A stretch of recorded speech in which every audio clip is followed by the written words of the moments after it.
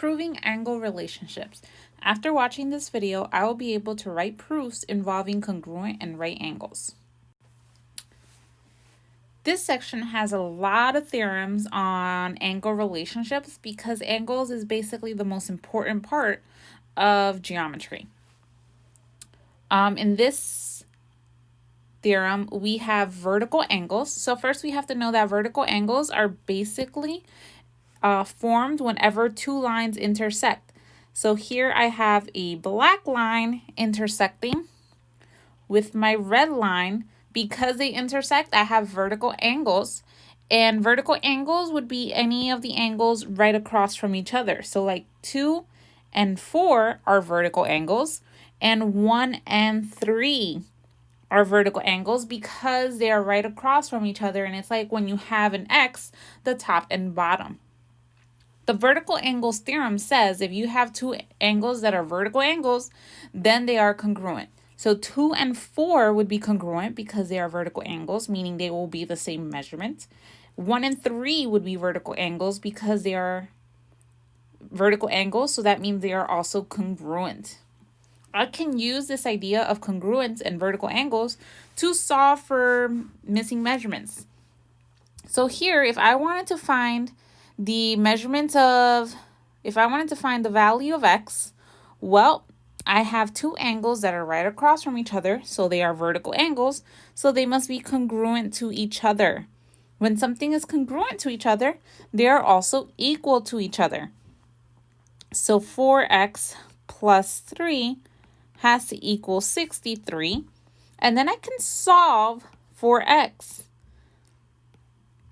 So 4x will equal 60. Divide by 4 on both sides. X will equal 15. So I know here that x equals 15 and the entire angle measurement is 63 because they are congruent to each other. Here we have a whole lot of right angle theorems, which stems from them being 90-degree angles. So first we have perpendicular lines intersect to form 4 right angles. So perpendicular line have to be two lines. They intersect, kind of like an intersection when we're all. And if they are perpendicular, I can safely know that all angles formed will be right angles, or they will equal 90 degrees. And of course, all right angles are congruent because if they're all 90 degrees, then they're all the same measurement, meaning they are all congruent. And then perpendicular lines form congruent adjacent angles. So congruent means same measurement, and then adjacent means right next to each other. Well, angle 2 is right next to angle 4.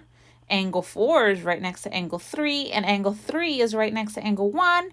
Angle 1 right next to angle 2. And it's just basically things that we can gather from our picture. We're just putting it into an actual definition. If two angles are congruent and supplementary, so supplementary means adds up to 180, then each angle is a right angle.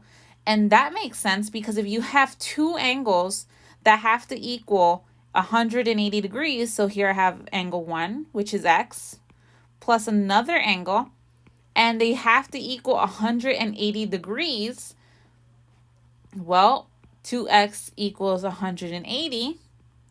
If you divide both sides, that would give me 90.